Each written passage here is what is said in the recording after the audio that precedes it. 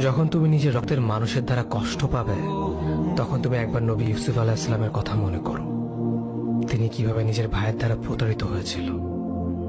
যখন তোমার বাবা মা না বুঝে তোমার বিরুদ্ধাচরণ করে, তখন নবী ইব্রাহিম আলাইহিস সালামের কথা মনে করো। তার বাবা তাকে আগুনে নিক্ষেপ করায় ভূমিকা রেখেছিল। যখন তুমি সমস্যা থেকে পরিত্রাণের জন্য কোনো পথ পাবে না, তখন ইউনুস আলাইহিস সালামের কথা ভেবো। তিনি কতটা সময় তিমি মাছের পেটে আটকা পড়েছিল। যখন তোমার নামে কেউ মিথ্যা অপবাদ ছড়িয়ে দেবে, তখন মা আয়েশা রাদিয়াল্লাহু আনহার কথা মনে করো। তার নামে পুরো শহর জুড়ে কুৎসা রচনা করা হয়েছিল। যখন তুমি অসুস্থ ব্যথার যন্ত্রণায় কাতরাতে থাকো, তখন নবী আইয়ুব আলাইহিস সালামের কথা ভেবো। তিনি ভয়ঙ্কর এক ভাইরাসজনিত রোগে আক্রান্ত হয়ে তোমার থেকে বেশি কষ্ট পেয়েছিল। যখন তুমি দিনের কোনো বিধান নীতিতে যুক্তি খুঁজে পাও না, তখন নবী নূহ আলাইহিস সালামের কথা ভেবো। তিনি কোনো প্রশ্ন ছাড়াই মরুভূমিতে নৌকা তৈরি করেছিল।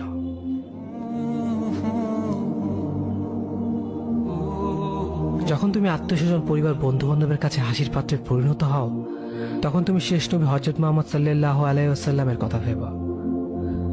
রাসূল সাল্লাল্লাহু আলাইহি ওয়াসাল্লাম বলেছিলেন, সবচেয়ে বড় পরীক্ষা দিয়ে সব থেকে বড় পুরস্কার আসে।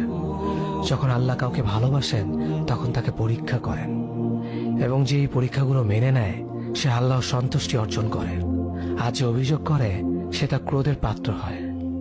হে আল্লাহ, তোমার কথা মনে করা, তোমার প্রতি কৃতজ্ঞ হওয়ার এবং তোমার ইবাদত করার